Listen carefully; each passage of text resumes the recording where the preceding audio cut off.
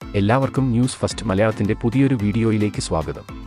Cricket വാർത്തകൾ ആദ്യമേ അറിയാൻ ഈ ചാനൽ മറക്കാതെ സബ്സ്ക്രൈബ് ചെയ്യുക.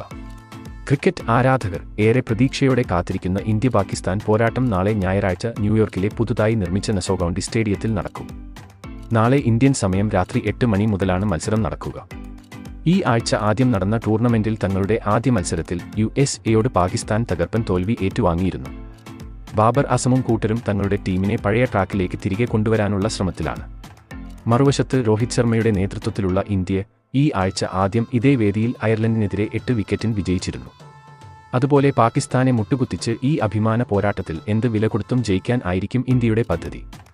മാത്രമല്ല, ഈ മത്സരത്തിൽ മലയാളി താരമായ സഞ്ജു കൂടെ ടീമിലെത്തിക്കഴിഞ്ഞാൽ പിന്നെ ഇന്ത്യക്ക് യാതൊന്നും തന്നെ പേടിക്കാൻ ഇല്ല. കാരണം അതിനിർണായക ഘട്ടങ്ങൾ വരെ ഇന്ത്യക്ക് ഈസിയായി മറികടക്കാൻ സാധിക്കും. ഇനി നമുക്ക് ഇന്ത്യ-പാകിസ്ഥാൻ മത്സരത്തിലെ ഇന്ത്യയുടെ പ്ലേയിങ് 11 ഒന്ന് പരിശോധിക്കാം. മത്സരത്തിൽ ക്യാപ്റ്റൻ രോഹിത് ശർമ്മയോടൊപ്പം സൂപ്പർ താരം വിരാട് കോഹ്ലിയും ചേർന്ന് ഇന്നിംഗ്സ് ഓപ്പൺ ചെയ്യും. മൂന്നാമനായി മലയാളി താരം സഞ്ജു സാംസൺ ആയിരിക്കും എത്തുക. പ്രാക്ടീസ് മാച്ചിലെ സഞ്ജുവിന്റെ വെടിക്കെട്ട് പ്രകടനമാണ് സഞ്ജുവിനെ ടീമിലെത്തിക്കാൻ കാരണമായത്. 4-ാം നമ്പറിൽ സൂര്യകുമാർ യാദവ് ഇറങ്ങുമ്പോൾ 5-ാമനായി ശിവം ദുബെ എത്തും. 6ഉം 7ഉം നമ്പറുകളിലായി ഹാർദിക് പാണ്ഡ്യയും രവീന്ദ്ര ജയും ഇറങ്ങും.